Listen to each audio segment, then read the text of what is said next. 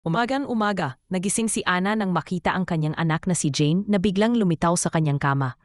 Gusto nitong mag-dive sa pool kasama siya, ngunit pinaalalahanan niya ito na kailangan niyang pumasok sa trabaho at may pasok si Jane sa kindergarten. Sa sandaling iyon, nakarinig si Ana ng napakalakas na kulog, kaya lumapit siya sa bintana upang tumingin. Malakas ang ulan at nagsisimula ng mapuno ng tubig ang kalsada. Ngunit para kay Ana ay hindi pa ito sapat para kanselahin ang kanyang nakagawian. Nagsimula siyang maghanda ng almusal at kinailangan niyang harapin ang nakakainis na kalokohan ni Jane. Tumawag ang kanyang ina upang alamin ang sitwasyon, ngunit tiniyak ni Ana na magiging maayos siya. Habang nagluluto, nakarinig si Ana ng kakaibang tunog ng tubig at inakala niyang galing ito sa banyo. Nang siya'y lumingon, laking gulat niya nang makita ang tubig na kumalat sa buong sahig. Bumaha na ang lungsod hanggang sa umabot ang tubig sa bintana ng kanyang apartment.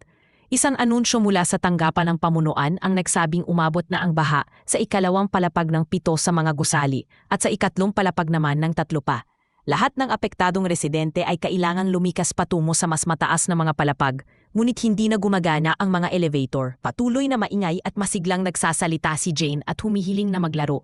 Kaya tuluyan ang napuno si Ana at pinatong siya sa ibabaw ng mesa habang pinapagalitan dahil sa hindi pagsulod. Pagkatapos ay nagsimula siyang mag-impake habang napapansin niyang unti-unti nang tinatakpan ng tubig ang kanyang mga binti.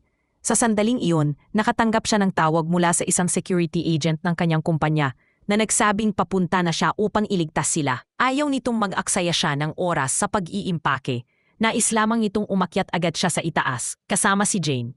Biglang naputol ang tawag at nawala ng kuryente ang gusali. Kumuha si Ana ng isang maliit na bag para ilagay ang gamot ni Jane. Saka tumakbo upang hanapin siya. Galit at nagtatago si Jane sa loob ng aparador, kaya humingi siya ng tawag sa pagsigaw sa kanya at napapayag itong lumabas sa pamamagitan ng pag-alok ng piggyback. Nang lisanin nila ang apartment, nakita nila ang kanilang mga kapitbahay na umaalis sa kanilang bahay na may dalang mga maleta. Umiwas si Ana sa kanila habang tumatakbo sa pasilyo, nais makarating sa hagdanan sa lalong madaling panahon.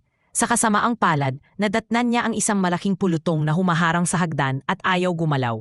Sa matinding desperasyon, pumakbo si Ana sa kabilang dulo ng pasilyo at nakita niyang pare-pareho ang kalagayan ng mga kalapit na gusali. Narating niya ang emergency stairs at nagsimulang umakyat.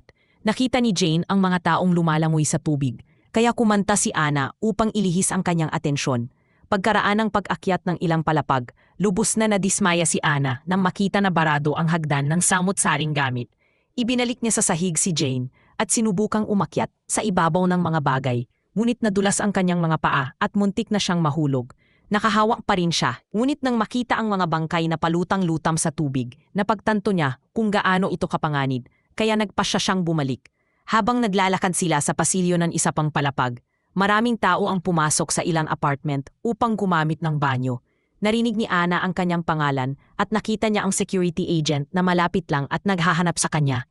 Gusto niyang tumakbo papunta rito. Ngunit napansin niya na sumunod si Jane sa karamihan ng tao papasok sa isang apartment. Desperadong hinanap ni Ana ang kanyang anak, ngunit napatigil siya nang makita ang isang napakalaking alon na paparating sa bintana. Naalala niya ang isang alaala ng pagkakakulong niya sa ilalim ng tubig kasama ang kanyang asawang sigawan. Binabasag ng alon ang bintana at tinamaan ang ilang tao habang binabaha ang apartment. Nawala ang bag ni Ana at sinubukan niyang lumangoy patungo rito upang kunin. Ngunit inanod ito palabas ng sirang bintana at kinailangan niyang huminga. May maliit na espasyo sa pagitan ng tubig at kisame, kaya huminga siya ng malalim bago muling sumisid upang hanapin si Jane.